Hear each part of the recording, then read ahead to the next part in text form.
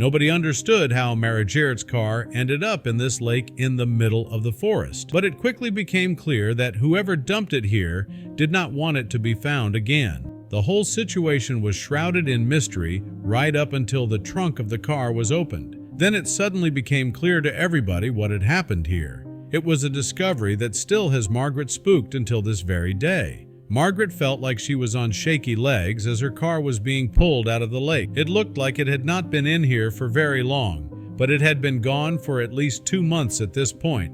Where the hell could it have been in the meantime? Margaret would find out the disturbing truth very soon when she started to look through the car. When the police opened up the trunk of the car and Margaret saw what was inside, she nearly collapsed onto her knees while the police all jumped back in shock. Tears are starting to pour down Margaret's cheeks as all attention quickly shifts to her. But who had stolen Margaret's car? How had it ended up in the lake, and what did they find in the trunk? But before we start, smash the like button and make sure to subscribe if you haven't, and hit that notification bell so that you won't miss any new stories. It was a typical Monday morning when Margaret got this unexpected phone call from the police. They announced to her that they found her stolen car nearby the forest lake. The truth is that she didn't expect to see her car ever again. It was 2 whole months without any news. She felt happy and relieved because at this time she could not afford to buy a new one. The day that these people stole her car was hard for her. At the station, they reported her car stolen, and the police informed her that this was something that apparently happened a lot recently. Margaret hoped that this meant they would know how to help her, but this was not the actual truth. As it seemed, they were not able to do much. Almost none of the cars that had been stolen in this manner had been recovered yet, so the odds to find Margaret's car were not good at all. They had no idea yet who are those people or why they stole cars all this time. The police were shocked by the case, but they promised to add Margaret's car details to the list with the other stolen cars, so they were going to keep an eye out for it. At this point, Margaret still had a bit of hope, but as the days were passing by, her hope slowly faded. The days became weeks and weeks became months. Already it had been 2 months since Margaret didn't hear anything about her car. Suddenly, one morning, Margaret finally got a call about her car. She had actually forgotten about it at this point and was stunned when she picked up the phone. When she picked up the phone, she heard a really familiar voice. The person that called was an old friend of hers. She hadn't spoken to him for a couple of years now. The biggest surprise was that he called her about her missing car. She felt really relieved and happy because she believed that she would never find her car. Apparently, he had seen the post about the stolen car that Margaret posted on Facebook. The photo had stuck in his mind for months, and he thought about it quite often.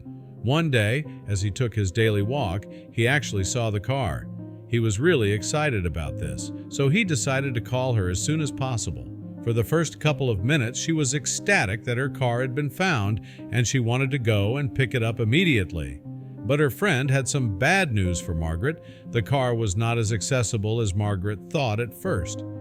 The friend described to her where exactly he had found the missing car, and Margaret has started to lose hope again. He explained to Margaret that the car was not in a state where she could come to pick it up at all. The man encountered the car in the middle of a lake, located in the local forest. At first, he couldn't recognize the car, but after a couple of minutes, he realized that the car was the same as Margaret's missing car. The biggest question was why the car ended up at this spot, why these people stole the car and then abandoned it in the middle of the lake. Margaret's heart sank when she heard that her car was in the lake. She had already been compensated somewhat by the insurance company, so there was not even a good reason for her to go and get her car. After a while, she thought that this might be a useful clue for the police's investigation. Margaret knew that this case was very important for the police, and they were still working on it. She believed that this could be the lead that they needed. So she made the decision to call the police station and inform them about what her friend found out. When she called the police, they told her that they going immediately pick her up to go and find the car. The friend that had called Margaret was going to be there as well. The police officer knew that this was their only chance to detect this whole mystery of the missing cars. The police were baffled as to how somebody managed to put the car in the middle of the lake. So they started to doubt if Margaret's friend said the truth about what he saw that day. Their main question was, Why did they steal a car and then drive it in the middle of a lake? After a lot of thinking, the police had already a pretty good idea of why this car had ended up in the lake. The most believable conclusion was that the person that stole the car did not want them to ever find it again. The only thing that they have to do now was to make it to the lake and reach the car. After 2 whole hours of trying, they finally made it to the lake. There they met Margaret's friend and his dog. They quickly observed the car in the lake as well, so now the only thing that they had to do now was to reach the car. They were so close to solving this case and finding out what really happened that day. The friend and his dog were still waiting for Margaret and the police. A tow truck was about 15 minutes behind them, but was having even more trouble traversing the difficult terrain. Why was the car left behind in such an abandoned place? Nobody could have guessed the true reason. One of the officers had already got himself into a diving suit. Somebody needed to get into the water to hook up the truck. But in the time they had to wait, he was already getting into the lake to get a better look at the car. He could not open anything so as not to let any more water flow into the car, but he could check out the outside and immediately noticed that it was covered in scratches. The driver had apparently not been very careful while making his way through the trees. There was certainly a reason for that. He must have been in a hurry. This was strange, as they had not seen any damaged trees on the way here, so they had assumed that the car had been driven here carefully. The officer that was still on the shore started looking around and quickly found another path that did have some markings or scratched off black paint on the trees. But this path only led deeper into the forest. Why was the driver even there in the first place? It didn't make any sense whatsoever. While they were wondering about why and how the car had come from this direction, the tow truck finally arrived, and the priority became getting the car out of the water. The officer in the water attached the hook of the tow truck to the back of the car, and when they made sure that it was secure, the car was starting to get reeled in slowly towards the shore. When the car finally made its way onto land again, it was a pleasant surprise to find that it had not completely flooded with water. The car could not have been in the lake for very long, so the police took this opportunity to start dusting for fingerprints, as this could very well lead to a break in the car thief case. While one officer was inspecting the inside of the car, the second one eventually got to trying to open up the trunk of the car.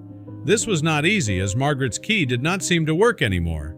It was probably because the car was pretty damaged. One officer grabbed his crowbar. He ended up using a crowbar, and after a few attempts, he managed to fully pop open the trunk, realizing its very surprising contents. Margaret's was the first one to see it. Her mouth fell open and she fell on her knees. What did she see? The officer put on gloves before he dared to touch anything in the trunk of the car, and only when he laid it all out on the ground did they get an idea of the full scale of what they found. Even the officers were very surprised with what they had found. The tried calming Margaret. In the trunk were bags full of water-damaged money and substances that would probably have been sold to make this kind of money. This could be one of the biggest local busts in recent memory. They certainly hadn't seen anything like this before. But why was the car dumped in the water? Now all the officers wanted to do was follow the apparent route this car had come from to find out where it had come from with all of this. They made their way through the narrow path till they eventually reached a small shed far away from civilization, and some of the cars that had recently been stolen were parked outside of it. They had probably found their thief. Who was it? When they busted in the door, it became clear that nobody was there anymore, and by the looks of this, they had made a good effort to erase all their tracks. Maybe they already feared that the police were on their trail. They started to check for little traces, but as it would turn out, they missed a lot of details when making their getaway, and the police managed to collect a lot of fingerprints and even DNA samples from the shed and the cars. Now they got them. They knew they were going to find whoever was responsible. Sooner than they thought. This quickly led to a few arrests and, in time, also to an explanation for what had exactly been going on here.